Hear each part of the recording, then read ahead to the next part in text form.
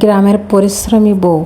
আমাদের কিন্তু বাচ্চা কাচ্চা প্লাস সংসার সামলানো, সংসারের সমস্ত কাজ এবং মাঠের যে ফসলগুলো হয় সেগুলোও কিন্তু সামলাতে হয়। আমার ছাদ বাগানেও কিন্তু কিছু সবজি দেবো, তো সেই জন্য কিন্তু ছাদ বাগানের টবগুলোও তৈরি করছিলাম সবজির জন্য উপযুক্ত করে। আর কিন্তু পুকুর থেকে কি মাছ ধরে রান্না করলাম সেটাও কিন্তু আজকে শেয়ার করব। তো মাছটা কিন্তু আমি আমার দাদি শাশুড়িকে মারতে বলেছিলাম ছিপ দিয়ে আর কি। তো উনি ছিপ বাঁধছিল, আমি ওখান থেকে চলে আসলাম। তো এসেই কিন্তু আজকে সকালে দেখতে পাচ্ছেন যে এই যে কাঠের গুঁড়াগুলো আমি নিচ্ছি, এই কাঠের গুঁড়াগুলো কিন্তু বেশ 8-10 দিনের মতো হয়ে গেছে। তো আমি কিন্তু ঈদের জন্য সেইভাবে সময় পাইনি যে টবগুলো প্রস্তুত করব। তো আসলে এই তো চলে গেছে, এখন কাজও একটু কম হয়ে গেছে। তা ভাবছি যে এই কাজটাও তো আমার করা লাগবে। তো আমি টবের কাজগুলো সম্পূর্ণ করে নিই, না হলে যখন এরপরে বেশি বৃষ্টি হবে আমি দানাগুলো রোপণ করতে পারবো না, চারাগুলো। কারণ বেশি বৃষ্টিতে কিন্তু আবার সব গাছ বাঁচে না। যদি আমি এখন দানা থেকে চারাগুলো ফুটাতে পারি তাহলে কিন্তু ওই বৃষ্টিতে আমার গাছগুলো খুব ভালোভাবে সতেজ হয়ে উঠবে। তো আমি এখানে দেখতে পাচ্ছেন যে কাঠের গুঁড়া মিশাচ্ছি, প্লাস মাটিও কিন্তু আছে এর ভিতরে। তো 3 ভাগের কিন্তু 2 ভাগই কাঠের গুঁড়া দিচ্ছি আর 1 ভাগ কিন্তু আমি মাটি দিচ্ছি। তো কাঠের গুঁড়াটা দেওয়ার সুফল কি সেটা আমি বলে দেই। কাঠের গুঁড়াটা দিলে কিন্তু আপনার পানি নিষ্কাশন যেটা হয় আর কি টব থেকে, ওইটা কিন্তু খুব ভালোভাবে হবে। আর এই যে দেখতে পাচ্ছেন যে আমার দাদের শাশুড়ি বসে কিন্তু ছিপটা দিয়ে মাছ ধরার চেষ্টা করছে উনি। আর ইরাও কিন্তু ওখানে খেলা করছে। আর আমি চলে আসছি চুলাগুলো নেভে নেব রান্নার জন্য। কারণ আজকে কিন্তু আমি বসে থেকে আর মাছটা ধরা দেখাতে পারলাম না, কারণ যেহেতু আমার হাতে সময় কম, তো সেই কারণে। কিন্তু মাছটা আমার পুকুরে ছিল, এটা কিন্তু নিঃসন্দেহ। তো এই যে এত বড় পুকুর থেকে কিন্তু উনি একটাই মাছ পেয়েছে, মনোসেস তেলাপিয়া যেটা নামে আমরা সবাই চিনি। তো দেখেন ওই যে একটাই মাছ পেয়েছে, আর কোনো মাছ পায়নি আজকে। আর তো আমি মাছটা কিন্তু কেটে নিচ্ছি, আর উনি গেছে খেতে পুঁই শাক তুলতে। কারণ আজকে যেহেতু বাড়িতে কোনো বাজার নেই, তো সেই কারণে কিন্তু পুঁই শাক আর আলু দিয়ে রান্না করব। আর আমি কিন্তু তার ফাঁকে এই মাছটা কেটে নিচ্ছি। মাছ কিন্তু বরাবরই আমার দাদি শাশুড়ি কেটে দেয়, কিন্তু উনি যেহেতু আজকে খেতে গেছে, তো সেই কারণে কিন্তু মাছটা আমি কেটে নিচ্ছি। তো ভাবলাম মাছটা যেহেতু কাটছি তো একটু ভিডিও করি আর কি। তো এখন কিন্তু মাছটা কেটে আমি খুব সুন্দরভাবে মাছগুলো ধুয়ে নিচ্ছি পানি দিয়ে। আর এই মাছগুলো কিন্তু আস্ত ডলে ডলে পরিষ্কার করে তারপর কেটে নিয়েছি, কারণ মাছ যদি ওইভাবে কাটি তাহলে মাছ খুব একটা পরিষ্কার হয় না। আমি আগে কেটে দেখছি, তো সেই কারণে। তো যাই হোক, মাছগুলো কাটাকাটির পরে আমি কিন্তু রান্না বাড়া করতে চলে আসলাম। এর মধ্যে দাদি শাশুড়িও চলে আসছে পুঁই শাকগুলো নিয়ে। আর উনি কিন্তু পাতাগুলো ছাড়িয়ে ফেলে দিয়েছে, যে পাতাগুলো নেওয়া যাবে না আর কি, উনি ওগুলো খেতেই ফেলে রেখে আসছে, ওগুলো আবার সার হবে, তো সেই কারণে।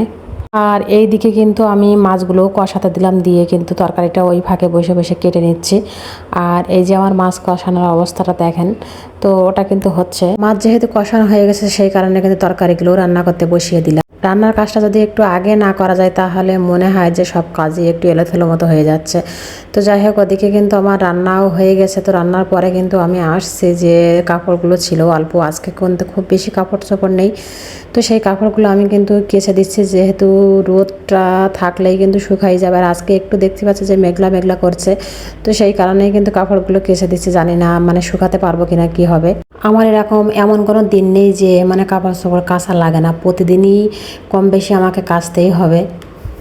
যেহেতু আমাদের কাজটা কিন্তু মাঠে বাড়ি গ্রামীণ জীবনে, তো বলতে পারেন যে কর্মব্যবস্থাটার কিন্তু শেষ নেই।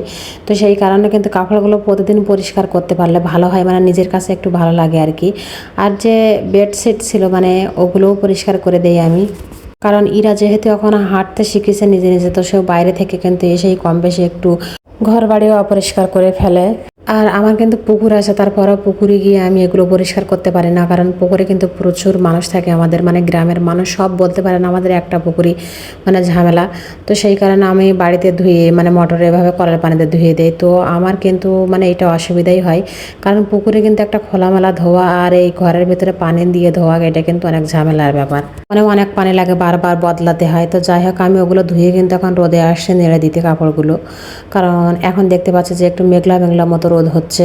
তো এই রোদটা যদি কিছুক্ষণ থাকে তো কাপড়গুলো শুকিয়ে যাবে, তো সেজন্য একবারে মেলে দিয়ে যাচ্ছি।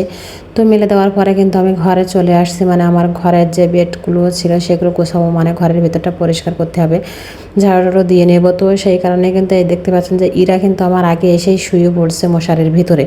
আর আমি কিন্তু মশারি বরাবরই টানাই, কারণ কেন জানি আমার একটা অভ্যাস হয়ে গেছে, এখন মশারি না টানালে আমার ঘুমই আসে না। মনে হয় যে কি আসবে তার ঠিক নেই, এই কারণে কিন্তু মশারিটা আমার টানাতে হয়। অনেকে দেখছি মশারিতে টানা না, কিন্তু আমি আসলে মশারি না টানালে ঘুমাতে পারি না, তো সেই কারণে। আর এরাও কিন্তু বসে মানে খেলা করছে বলে আমি সেইভাবে বেডটা ঝাড়ু দিতে পারলাম না, কারণ শুনছি ঝাড়ুর বাতাস বাচ্চাদের গায়ে লাগলে নাকি অসুখ হয়, মানে এটা আসলে কতটুকু সত্য আমি জানি না, তারপরেও সেই কারণে কিন্তু দিলাম না। আগেকার দিনে মানুষ বলতো, তো সেই জন্য। আর আমি কিন্তু এখন ঘরের ভিতরটাও ঝাড়ু দিয়ে নিচ্ছি ভালো করে। তো ঘরের ভিতর ঝাড়ু দিয়ে ঘরটা পরিষ্কার করা হয়ে গেলে কিন্তু আমি প্লেটগুলো মাজামাজির কাজ করতে চলে আসলাম। তো আমি অন্যান্য দিনের মতোই কিন্তু ছাই দিয়ে মেজে তারপরে এই যে হুইলেগুলো দিয়ে ওই প্লেটগুলো আবার ভালোভাবে মেজে নিচ্ছি।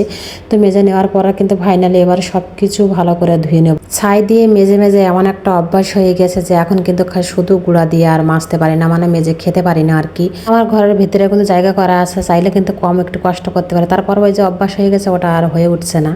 তো আমার আজকের ভিডিও কিন্তু এই পর্যন্ত। আর আমার সাতক্ষীরার গ্রামীণ জীবন আপনাদের কেমন লাগে অবশ্যই কমেন্টে জানাবেন। সবাই ভালো থাকবেন, সুস্থ থাকবেন, আল্লাহ হাফেজ।